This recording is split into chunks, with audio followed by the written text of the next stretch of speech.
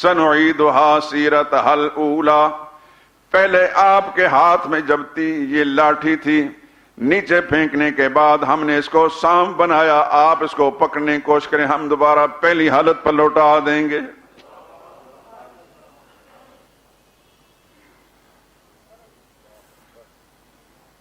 آگ لینے گئے تھے، کسی نے کیا خوب کہا، خدا کی دین کا موسیٰ سے پوچھئے احوال، آگ لینے جائیں پیمبری مل جائے۔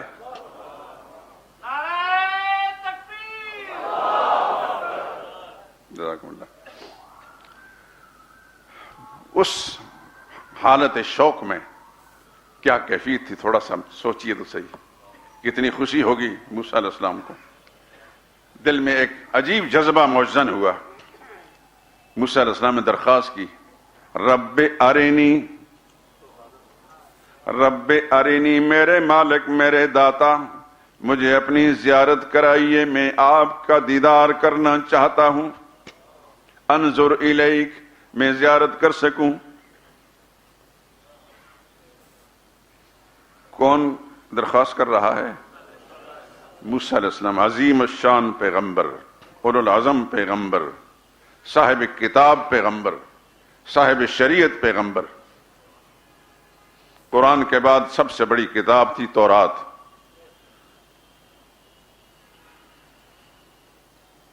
اور موسیٰ علیہ السلام وہ پیغمبر ہیں کہ سورہ بقرہ سے لے کر سورہ قرآن کے آخر تک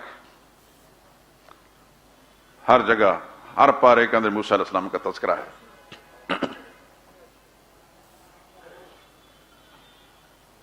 درخواست کی، یا اللہ مجھے زیارت کرائیے۔ کیا جواب آیا؟ قال لن ترانی، میرے موسیٰ، میرے پیغمبر، یہ میری مہربانی تھی کہ میں نے آپ کو اپنا کلام براہ راست سنا دیا، نبوت سے نواز دیا۔ جہاں تک زیارت کرنے کا تعلق ہے، لن ترانی، آپ مجھے یہاں رہتے ہوئے نہیں دیکھ سکیں گے، اس دھرتی پر ابھی آپ اس دنیاوی زندگی سے زندہ ہیں، اس دنیاوی زندگی والا کوئی شخص بھی براہ راست میری زیارت نہیں کر سکتا۔ البتہ آپ کو اگر اصرار ہے، وَلَكِنْ انظر إِلَى الْجَبَلِ، وہ جو طور پہاڑ ہے اس پر نظر ڈالیں، فَإِنِ اسْتَقَرَّ مَكَانَهُ، میں اپنے نور کی معمولی سی تجلی کرن اس پر چھوڑنا چاہتا ہوں، اگر وہ پہاڑ برداشت کر گیا، فَسَوْفَ تَرَانِي، پھر آپ بھی میری زیارت کر سکیں گے۔ فَلَمَّا تَجَلَّى رَبُّهُ لِلْجَبَلِ، جب پروردگار عالم نے اپنے نور کی تجلی اس پہاڑ پر چھوڑی، جَعَلَهُ دَكَّا، معمولی کرن جو اس پر پڑی پہاڑ برداشت نہ کر سکا، پہاڑ پھٹ گیا، ٹکڑے ٹکڑے ہو گیا۔ موسیٰ علیہ السلام کی جب نگاہ اس پر پڑی، خر موسیٰ صاعقا، موسیٰ علیہ السلام بھی بے ہوش ہو کر گر پڑے۔ فلما فاق، جب موسیٰ علیہ السلام ہوش میں آئے، اللہ کے سامنے ہاتھ باندھ کر درخواست کی، تبت الیک، یا اللہ میں توبہ کرتا ہوں، مطالبہ صحیح نہیں تھا۔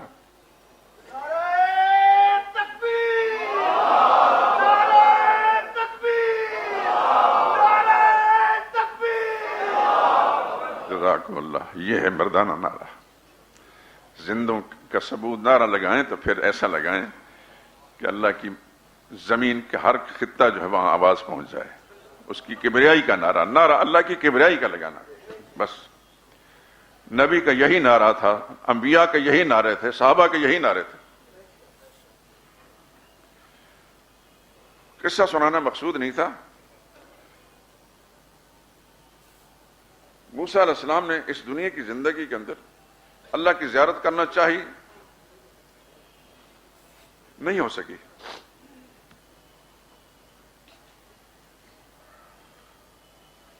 یہاں ضمناً ایک بات آپ کے ذہن میں ہو سکتا ہے آئی ہو، نبی کریم صلی اللہ علیہ وسلم کے بارے میں کہ معراج کی رات ہمارے جاہل خطیب، جاہل بالکل عقل و ہوش سے معروم، حقائق سے معروم جو واعظ ہوتے ہیں پنڈوں دیہاتوں کے اندر، اب تو شہروں کے اندر بھی ایسے ایسے آ گئے ہیں کہ اللہ مان والحفیظ، ایسی باتیں جو نہ زمین میں نہ آسمان میں گھڑ کر لوگوں کے سامنے بیان اور لوگ سنتے ہیں. نبی کریم صلی اللہ علیہ وسلم کے بارے میں کہ رسول اللہ صلی اللہ علیہ وسلم اس طرح آمنے سامنے اللہ کے بیٹھ کر باتیں کرنے کے جیسے دو ساتھی دوست بیٹھتے ہیں. الیاذ باللہ ثم الیاذ باللہ. اللہ تعالیٰ کے انوارات کی تجلیات ضرور دیکھیں، چونکہ اس زمین پر نہیں عالم بالا میں بلایا گیا اور وہاں پہنچا کر ان میں جنتیوں والی خاصیتیں پیدا کر دی گئیں، لیکن اس کے باوجود بھی ڈائریکٹ پروردگار عالم کی زیارت نہیں ہوئی، انوارات دیکھے ہیں. یہ یاد رکھیں. کسی صاحب علم سے پوچھیں. ہر مسجد کا مولوی اور امام جو ہے صاحب علم نہیں ہوتا. لاہور شہر کے اندر 10,000 سے زیادہ مساجد ہیں. میں نہیں کہہ سکتا کہ 100 مسجدیں ایسی ہوں کہ جس میں صاحب علم موجود ہوں. دب بھی رکھو اس قوم کو. اس قوم کو نہ علم کی ضرورت ہوتی ہے نہ عالم کی ضرورت ہوتی ہے.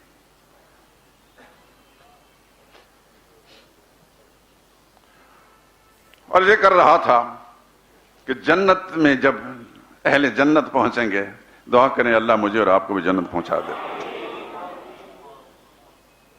تو پھر اللہ کی زیارت ہوگی ڈائریکٹ.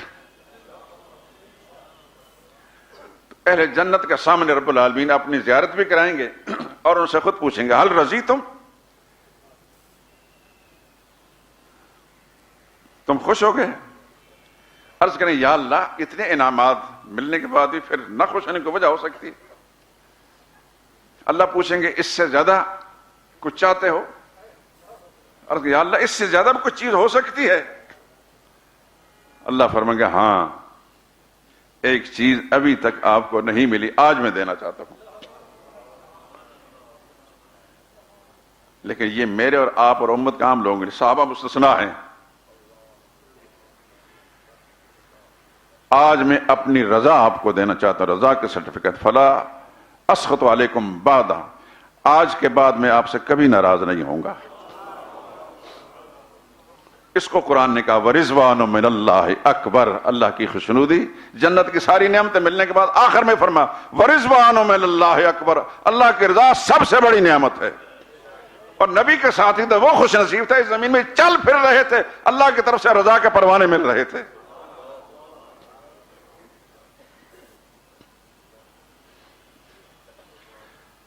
اب میں ان آیات کی طرف آتا ہوں. غزوہ تبوک جو رسول اللہ صلی اللہ علیہ وسلم کی زندگی سب سے مشکل غزوہ تھا، آپ اس کی تفصیلات سن چکے ہیں، دوبارہ دہرانے کی ضرورت نہیں. دنیا کی بہت بڑی حکومت کے بارے میں پتہ چلا کہ انہوں نے تیاری کی ہے رسول اللہ صلی اللہ علیہ وسلم پر چڑھانے. اور عرب کے صحراؤں کے کسی عیسائی نے غلط بیانی کی قیصر روم کے سامنے کہ مسلمانوں کے پیغمبر کا انتقال ہو گیا ہے اور ان میں انتشار پیدا ہو چکا ہے، کمزوری آ گئی ہے، یہ موقع ہے ان پر چڑھائی کرنے کا اور اس پورے خطے کو اپنے قبضے میں لینے کا. جھوٹی خبر پھیلائی. چنانچہ اس نے 30,000 کا لشکر تیار کر کے اور 1 مہینے کی فوجیوں کو تنخواہ دے کر بھی پوری طرح روانہ کر دیا، بلکہ کچھ فاصلے پر آ بھی گئے.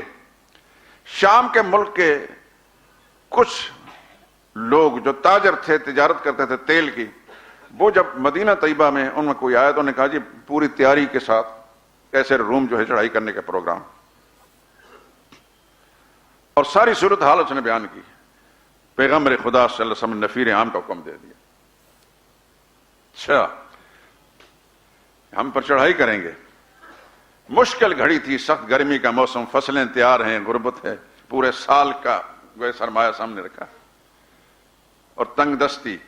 اس کو قرآن کریم میں ساعت العسرہ کہا اور ہماری تاریخ کے اندر اس کا نام جیش عسرہ، قیامت تک کے لیے تاریخ کے صفحات پر یہ لکھا ہوگا جیش عسرہ، نبی کی زندگی کی سب سے مشکل لشکر. آپ سن چکے ہیں کہ صدیق اکبر نے سارا مال اللہ کی راہ میں دے دیا،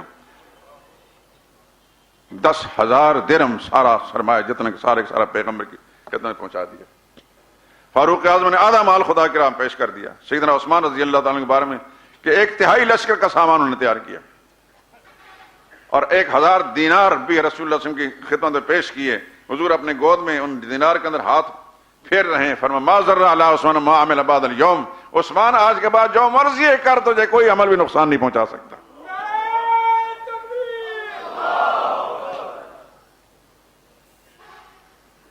کسی نے کچھ کیا، کسی نے کچھ کیا، تفصیلات میں جانے کے نہیں. رسول اللہ صلی اللہ علیہ وسلم نے لشکر تیار کر کے بھیج دیا.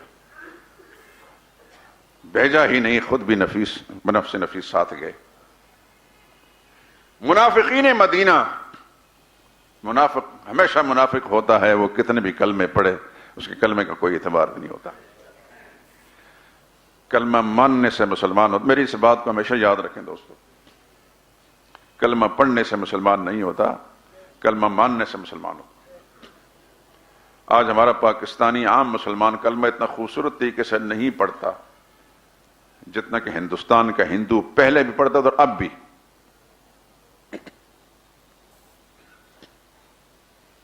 آپ کے پاکستان کا وزیر داخلہ سورہ اخلاص نہیں پڑھ سکتا، 3 مرتبہ دہراتا ہے اور غلط پڑھتا ہے. اور خیر سے ان میں سے ایک وہ بھی ہے جو بیرسٹر کہلاتا ہے، نام نہیں لیتا، سب سمجھ گئے ہیں. اور ابھی حال میں جس مردود کو ہٹایا گیا ہے وہ تو ہم پہلے سے بھی جانتے تھے، وہ قادیانی تھا.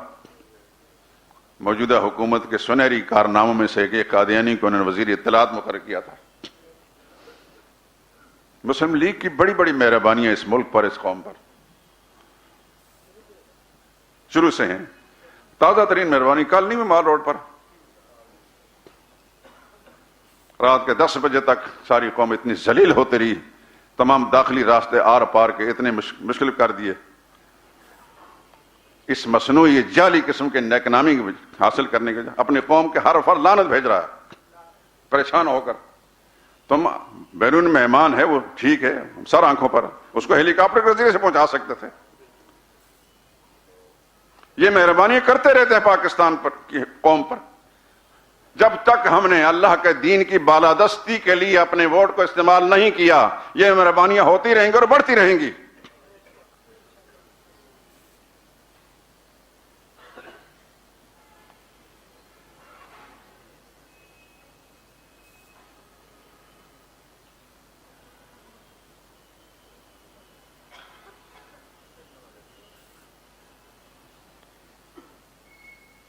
یہ جانتے ہوئے کہ ایک قادیانی ہے، اس کو وزیر اطلاعات.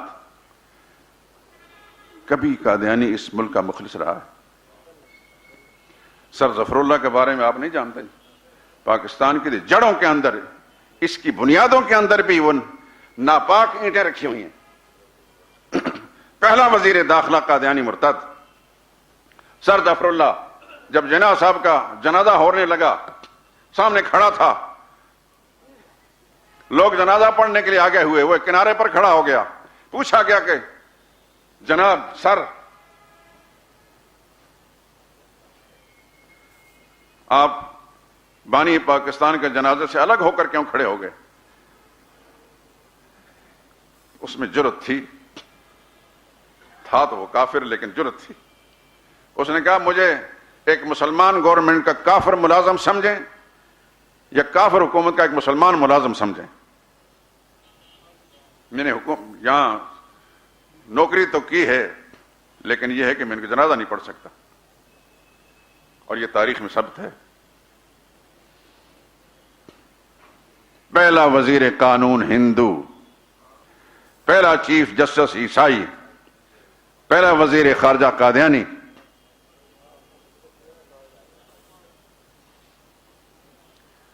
کس کس خوبی کا میں ذکر کروں؟ تن ہمان داغ داغ شد پمبا کجا کجا نے ہم. بڑی مہربانیاں ہیں ان کی.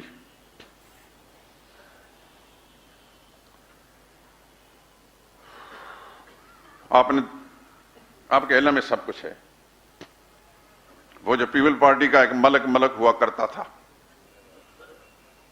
لوگ اس کو نادان ملک کہتے، کوئی شیطان ملک کہتا، اخبار والے اس کو رحمان ملک کہتے ہیں، حالانکہ ماں باپ نے شاید عبد الرحمان نام رکھا ہوگا. کابینہ کے اجلاس کے اندر جب اس نے سورہ اخلاص پڑھی، کیا یہ بات ڈھکی چھپی ہے؟ لیکن آپ نے سوشل میڈیا سے، میں نے بچش میں خود دیکھا بھی اور سنا بھی، ہندوستان کی ایک ایکٹریس مسلمانوں کی کسی آبادی کے اندر گئی، خواتین کی محفل کے اندر بیٹھی، میڈیا میں صاف دکھایا گیا، اس کی گفتگو بھی آپ نے سنی ہوگی، اور اس نے رمضان کے مہینے میں ان کو مبارکباد بھی دی، اور ساتھ اس نے سورہ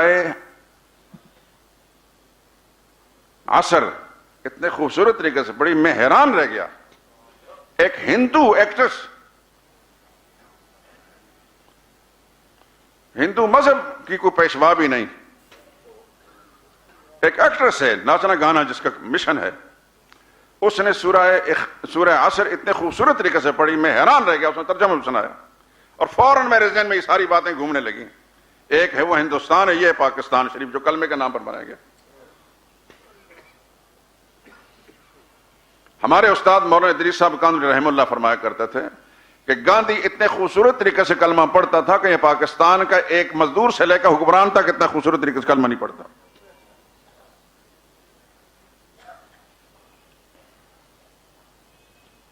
ہندو تھا تو کلمہ پڑھنے سے مسلمان تو نہیں ہوا، ان کو تو کلمہ پڑھنا بھی نہیں آتا. لا الہ الا اللہ محمد رسول اللہ، ہاں محمد پاک رسول اللہ، یہ بھی ایک عربی ہے جس میں پے بھی آتی ہے.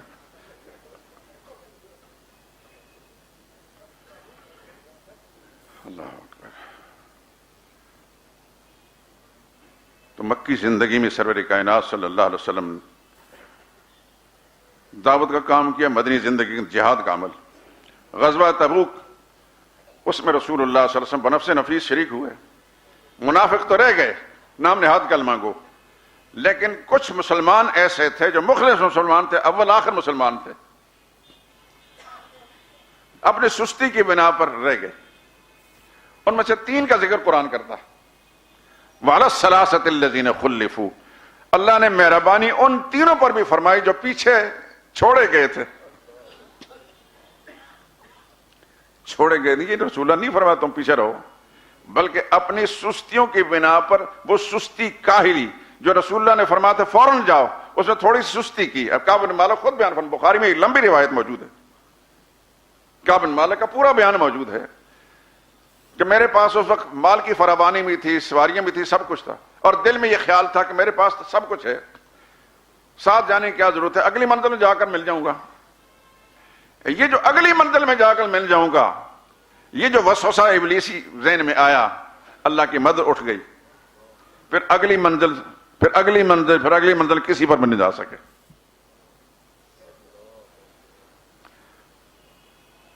وہ 3 صحابی ہیں، ایک کا نام کعب بن مالک ہے، یہ شاعر بھی ہیں، مشہور صحابی ہیں. دوسرے کا نام ہلال بن امیہ، تیسرے کا نام مرارہ بن ربی. کعب بن مالک بیان فرماتے ہیں کہ مجھے بڑی ندامت ہوئی. اس کے بعد میں دیکھ سکتا مدینہ طیبہ میں یا منافق موجود ہیں تو یا بوڑھے اور معذور لوگ موجود ہیں، کوئی صحت مند جوان مسلمان یہاں موجود نہیں. دل میں ندامت پشیمانی، یا اللہ میں کیا کروں، مجھ سے بہت بڑی غلطی ہو گئی. عجیب طرح کے وساوس سے 2-4 رہا، تاآن کے 1 مہینے کے بعد نبی کریم صلی اللہ علیہ وسلم مظفر و منصور کامیاب واپس لوٹے. جنگ نہیں ہوئی. عیسائیوں کو جب پتہ چلا کہ محمد مصطفیٰ صلی اللہ علیہ وسلم اپنے ساتھی سمیت آ رہے ہیں، وہ رک گئے، خوف و ہراس ان پر طاری ہوا. 1 مہینے کے بعد رسول اللہ صلی اللہ علیہ وسلم واپس تشریف لائے، اور واپس جب پہنچے حضور صلی اللہ علیہ وسلم طریقہ مبارک یہ تھا کہ سب سے پہلے مسجد میں پہنچتے تھے، اور رات کو نہیں پہنچتے تھے، صبح 8-9 بجے کے وقت رسول اللہ صلی اللہ علیہ وسلم مدینہ طیبہ پہنچنے کا معمول تھا. پہنچتے ہی مسجد میں منافقین سب سے پہلے آئے، جھوٹے بہانے انہوں نے کیے، قسمیں کھائیں، قرآن کی سورہ توبہ کا وہ سب کچھ موجود ہے، تفصیلات چھوڑتا ہوں. رسول اللہ نے فرمایا ٹھیک ہے بھائی، تمہارا معاملہ اللہ کے ساتھ ہے، تم کہتے ہو تو ہم مان لیتے ہیں. حضرت کعب کہتے ہیں کہ میرے دل میں طرح طرح کے شیطانی وسوسے آتے ہیں کہ جو منافقین نے کہا میں بھی وہ کہوں کیا نہ کروں. آ کے پھر دل میں یہ خیال آیا کہ رسول اللہ صلی اللہ علیہ وسلم وہاں سے محفوظ واپس آ گئے ہیں سب صحابہ کرام. اب اگر میں نے جھوٹ بول کر رسول اللہ صلی اللہ علیہ وسلم کو خوش کر بھی دیا وقتی طور پر، لیکن یہ ایک عام انسان تھے پر خدا کی وحی آتی ہے. اللہ نے جو خالق کائنات نے ان نے سارا معاملہ کھول کر وحی کے ذریعے رکھ دیا میں سدا کا مجرم بن جاؤں گا. نیت میں فطور نہیں تھا اس وقت بھی. اس لیے ہم نے سوچا کچھ بھی ہو میں نے سچ کہنا ہے. حضور کے سامنے پہنچے, کہتے ہیں کہ میں نے السلام علیکم کہا, حضرت رسول اللہ صلی اللہ علیہ وسلم نے زیر لب وعلیکم السلام کہا, اور مسکراہٹ بھی تھی لیکن غضب آمیز مسکراہٹ تھی. ہاں جی بتاؤ کیوں نہیں گئے؟ جی کہتے ہیں عرض کہ یا رسول اللہ آج میرے سامنے آپ کے بغیر کوئی اور انسان ہوتا تو پتہ نہیں کس زور بیانی اور چرب لسانی کے ساتھ میں جھوٹ بول کر ان کو مطمئن کر لیتا, لیکن خدا کا پیغمبر میرے سامنے صاحب وحی ہیں, معاملہ صاف ہے کہ کوئی عذر نہیں میرے پاس, عذر کوئی نہیں, صحت مند تندرست, سامان بھی موجود, پیسے بھی موجود, سب کچھ موجود, ماں سستی اور کاہلی کی بنا پر ایسا ہوا. حضور نے فرمایا اس آدمی نے سچ کہا ہے. جو پہلے جھوٹے منافق تھے انہوں نے قسمیں کھائیں, حضور نہیں فرمایا کہ تم نے سچ کہا. ٹھیک ہے بھائی جو کہتے ہو. حضور نے فرمایا سے سچ کہا. تو حضور نے فرمایا جاؤ پھر تمہارا معاملہ اللہ کے ساتھ. وہاں سے اٹھ گیا میں, بس اتنی سی بات ہوئی. کوئی مدینہ طیبہ میں میرے ساتھ نہ میرے سلام کا جواب دیتا تھا, نہ مجھے سلام کرتا تھا, نہ میری طرف مڑ کر دیکھتا تھا, نہ کلام کرتا تھا. حتیٰ کہ میرا بچپن کا ساتھی, میرا یار دوست, میرا چچا زاد بھائی قتادہ, ان کو سلام کرتا جواب نہ دیتے, بات کرتا بات کا جواب نہ دیتے. ایک دفعہ میں نے باغ میں ان کے باغ کے اندر تھے, میں دروازے کو دستک دی اور نہیں کھولا. میں پھر دیوار فلاں کے اندر گیا, جا کر پکڑ کے جھنجھوڑا, میں تمہیں قسم دے کر کہتا ہوں میں منافق ہوں, تم جانتے ہو اس بات کو. اس نے میں کچھ نہیں کہہ سکتا. پہلے تو بولا ہی نہیں, کافی دیر کے بعد اس نے کہا میں کچھ نہیں کہتا بس. وہاں سے میں روتا ہوا واپس گیا. ان دو باقی صحابہ حضرت ہلال بن امیہ, مرارہ بن ربیع کے بارے میں, وہ بوڑھے تھے, ان سے گھروں کے اندر بیٹھے رہے, باہر نکلتے نہیں تھے, کوئی مسلمان سے بات کرنے کے لیے تیار نہیں. یہ ہوتا ہے الحب فی اللہ والبغض للہ. پیار کرنا ہے تو اللہ کے لیے کرنا ہے, اور کسی سے نفرت کرنی تو اللہ ہی کے لیے کرنی. کہ جس شخص سے نبی بات نہیں کر رہے ہم کیسے بات کریں گے؟ کتنی رشتہ داری کتنی دوستی کیوں نہ ہو. کہتے ہیں کہ ایک مہینہ گزرنے کے بعد وہ تو اپنے گھر میں بیٹھے رہے, میں مسجد نبی جاتا, لیکن کوئی شخص میرے سلام کلام کوئی نہ کرتا. حضور صلی اللہ علیہ وسلم میں سلام پیش کرتا تو رسول اللہ صلی اللہ علیہ وسلم رخ پھیر لیتے مجھ سے. دل میں شاید جواب ضرور دیتے ہوں گے. میں جب حضور کی طرف دیکھتا رسول اللہ صلی اللہ علیہ وسلم رخ پھیر لیتے.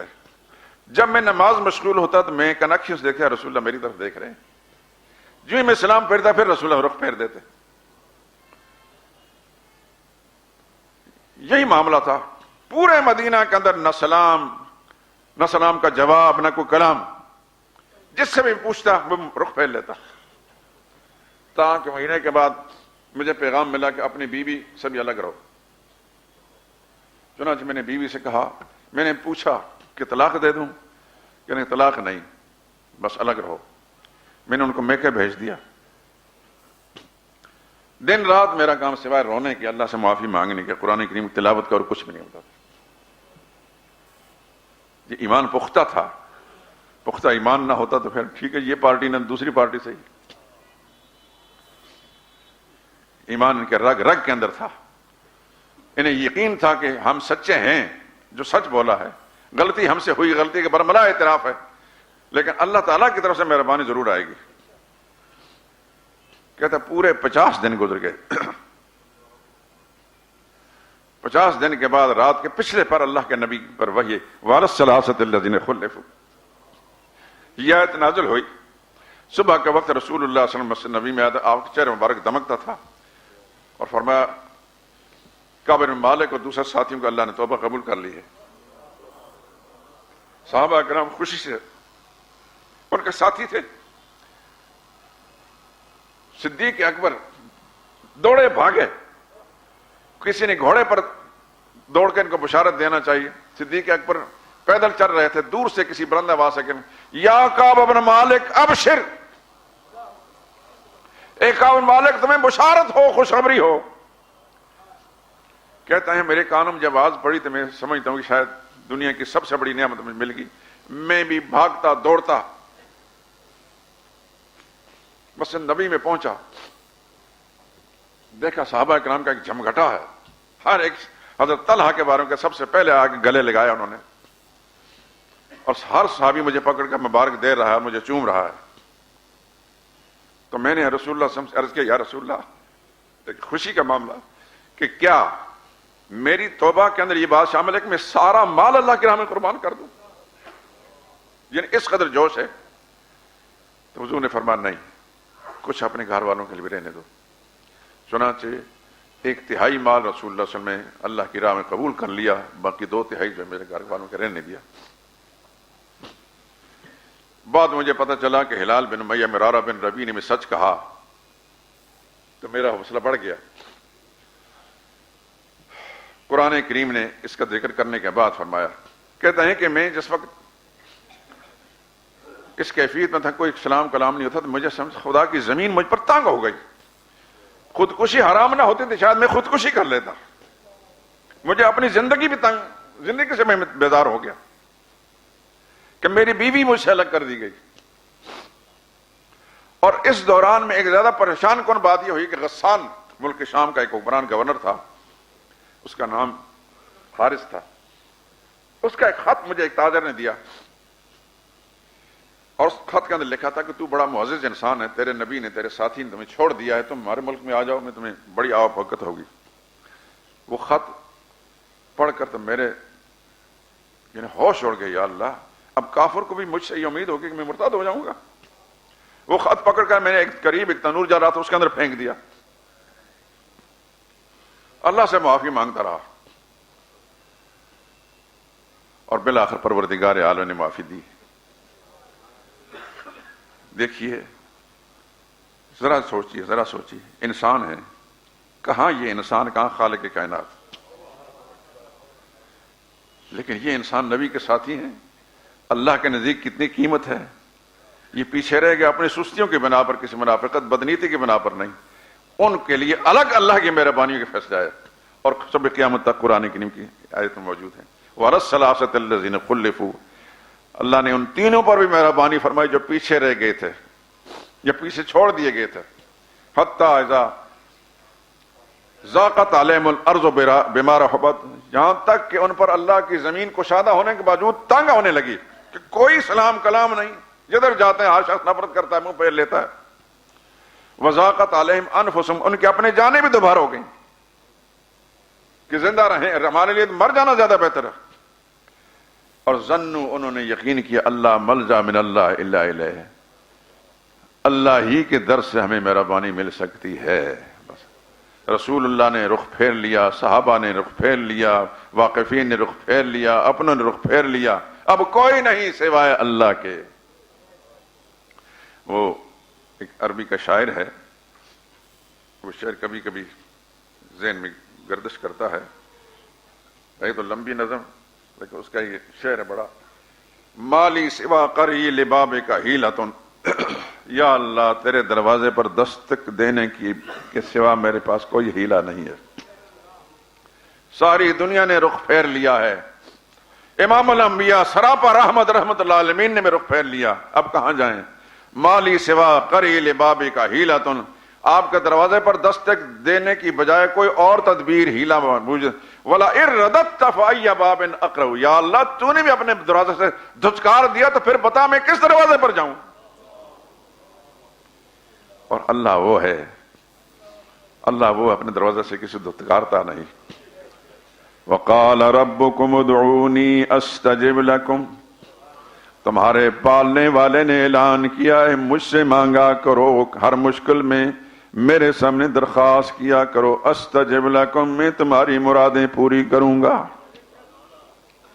اس دروازے پر جا کر کوئی محروم نہیں لوٹتا۔ قصہ مختصر کہ ان پر اللہ نے توبہ قبول فرمائی، اور اگلی آیت میں اللہ نے قانون بیان، یا ایھا الذین آمنوا اتقوا اللہ، ایمان والو اللہ سے ڈرتے رہو، وکونوا مع الصادقین، ہمیشہ راست بات سچے لوگوں کا ساتھ دو، ان کو نجات سچ سے ملی ہے، سچ کہا تو اللہ کی مہربانی آ گئی، جھوٹ بولتے تو کبھی اللہ کی مہربانی نہ آتی۔ یہ قانون بیان کر دیا۔ میرے دوستوں، انشاءاللہ زندگی نے وفا کی تو باتیں ہوتی رہیں گی۔